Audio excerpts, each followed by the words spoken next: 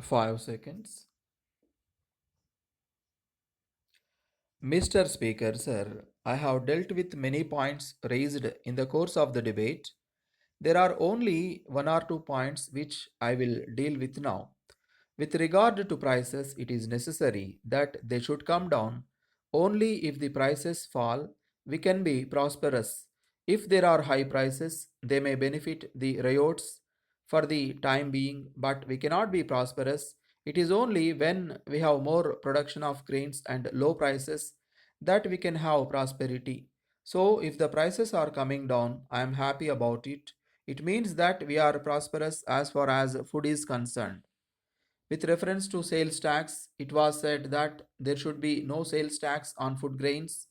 I do not know whether those who say this knew how much of the food grains was taxed under the Sales Tax Act.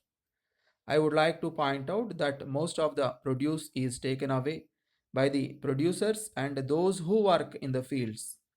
In the circumstances that quantity does not come within the purview of the Sales Tax Act at all, necessary calculations have been made, and I am told that only about 20% of the produce is sold in the open market. Even from this, we will have to exclude the grains which are sold by small traders in the streets for which there is no sales tax at all. So, it will be clear that the quantity that is sold in the open market will be very small, and on this only sales tax is levied. I may mention that this is purchased not only by the rural people but by the urban people. So we are collecting sales tax on food grains mostly from the urban people who are much better off than the people who live in rural areas. From this point of view, it will be seen that the tax does not fall on poor people. So I am sure it will be agreed that the tax is not such a burden on the poor people that it should be removed.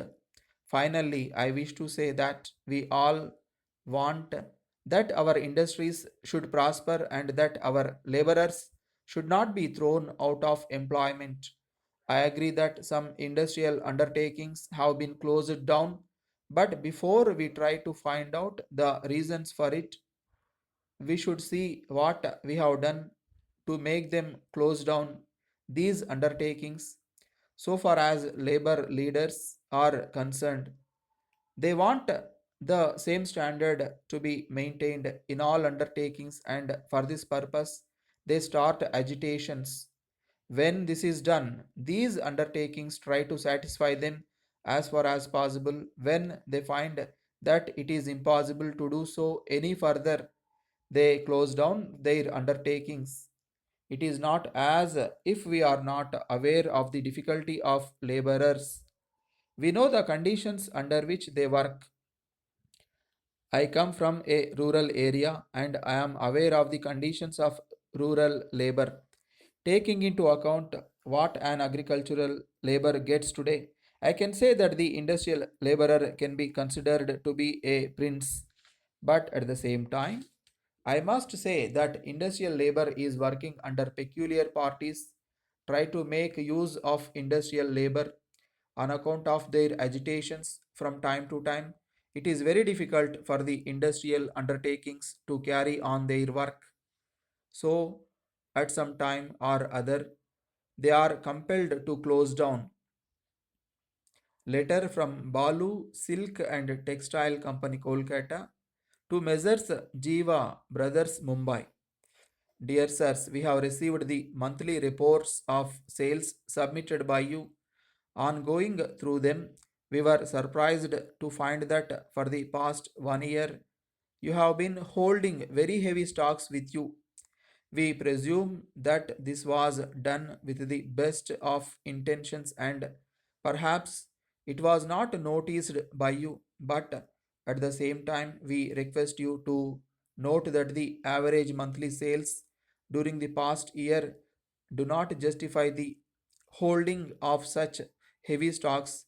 We have no doubt that you will agree with us that holding of such heavy stocks locks up capital and we have to lose interest on capital.